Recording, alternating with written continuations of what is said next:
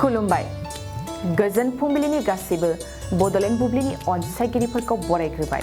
दिनै 16 मार्च बृहस्पतिबारनि फानजामुथिखौ फरायथिनो लादों खिलिखां ब्रह्मआ। फानजामुथिनि गिबियाव दं मेष राशि। न'खराव मोजां जानाय नङा।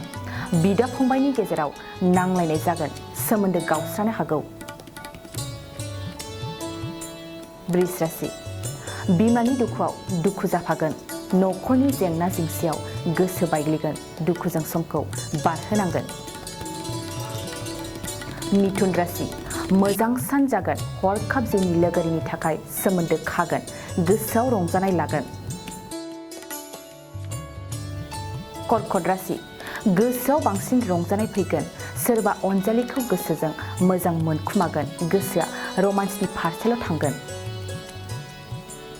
सिंह राशि। गुबुननि मोजांखौ हिंसा जागोन। एसे एसेयावनो गोसोआ बोराबगोन, साननाय हनायफ्रा मोजां जानाय नङा।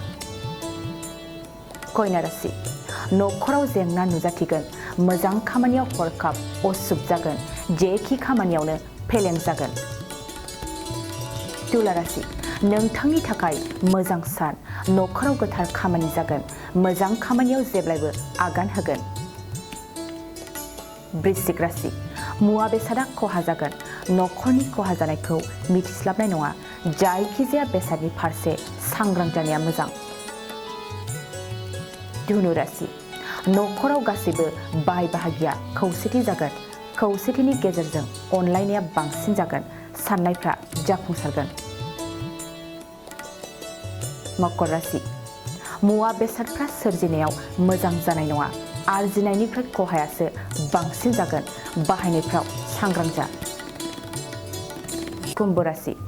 गोसोआव मानोबा गोबां रंजानाय फैगोन।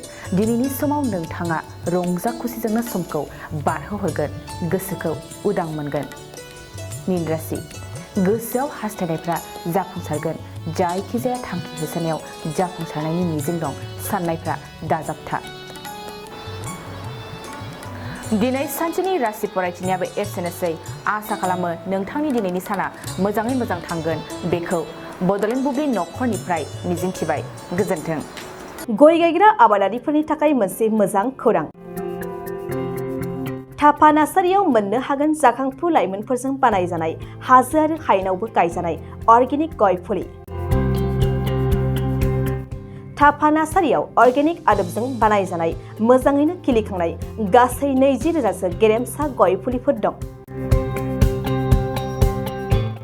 बारा नङा, फांसेयाव 60 रां होनानैनो नोंथांमोना गय फुलिखौ बायना लांनो हागोन। बुरजा लाङोब्ला खमायनायनि सुबिदाबो मोननो हागोन। थाफा नार्सारिनि गुबै थङा क'क्राझार सहरनि सानजा फारसे थानाय बावखुंग्रि हाजोजों नांजाबनाय हरिनागुरि गामि हाथाइनि साखाथियाव।